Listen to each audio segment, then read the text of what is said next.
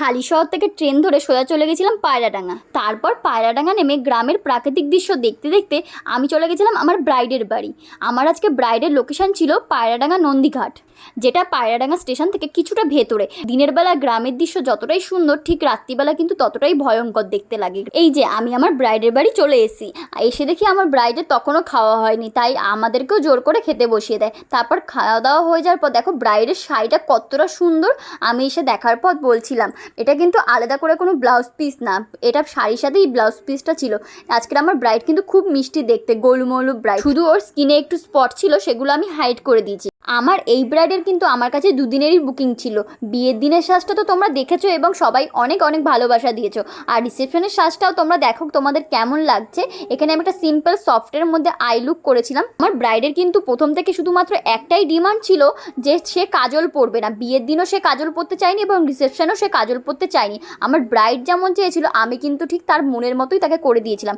লাস্টে দেখো তার ফ্লাওয়ার ডেকোরেশনটা কতটা সুন্দর লাগছে, তাই না? ব্যাকে পুরো আমি রাউন্ড করে ফ্লাওয়ার ডেকোরেশনটা করেছিলাম, যেটা ওর এবং প্রত্যেকেরই খুব পছন্দ হয়েছিল এবং আমার পার্সোনালি আমারও খুব ভালো লেগেছে এই ফ্লাওয়ার ডেকোরেশনটা। এখানে আমার ব্রাইড যখন নিজের ফাইনাল লুকটা দেখে তখন তো ব্রাইডের এতটা পছন্দ হয় যে আমাকে একটা চুমুই দিয়ে দেয়। তার মনের মতো লুক দিতে পেরে আমি কিন্তু খুব খুশি এবং আমার ব্রাইড কিন্তু আমার কাছে সেজে দুদিনই খুব স্যাটিসফাই হয়েছিল। আমার ব্রাইডকে কিন্তু দুদিনই খুব মিষ্টি লাগছিল দেখতে। আমার ব্রাইড দুদিন যেমন যেমন চেয়েছিল আমি কিন্তু আমার ব্রাইডের মনের মতনই দুদিন তাকে সাজিয়েছি। সে যেমন যা বলেছিল আমি ঠিক তাই তাই করে দিয়েছিলাম। তোমাদের এই লুকটা কেমন লেগেছে অবশ্যই কিন্তু আমার জানিও। আর বিয়ের সাজটা তো তোমরা অনেক অনেক ভালোবাসায় দিয়েছো এবং রিসেপশনে তোমাদের এই পুরো লুকটা কেমন লাগলো, ফ্লাওয়ার ডেকোরেশন থেকে শুরু করে পুরো অল ওভার মেকওভার, আর সেটা কিন্তু আমার অবশ্যই জানিও। আর বলে রাখি যে আমাদের কিন্তু ব্রাইডাল বুকিং চলছে। যারা যারা নিজেদের স্পেশাল ডেতে এরকম সুন্দর সুন্দর লুক পেতে চাও অবশ্যই আমার সাথে কন্ট্যাক্ট করো। আমাদের কিন্তু 2026-এর ফেব্রুয়ারি মাস পর্যন্ত অলরেডি বুকিং হয়ে গেছে।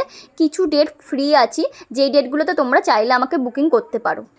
আমার ব্রাইড তো এমনি মিষ্টি দেখতে, তারপর দেখো এত সুন্দর সাজার পর আমার ব্রাইডকে কিন্তু আরও বেশি মিষ্টি লাগছে দেখতে, তাই না? সবাই কিন্তু অবশ্যই আমায় কমেন্ট করে জানাবে। তারপর সেদিন ব্রাইডের পাশাপাশি আমাদের ছিল আরও একটা পার্টি মেকআপ। ব্রাইডের বোন আমাদের কাছ থেকে একটা পার্টি মেকআপ নিয়েছিল।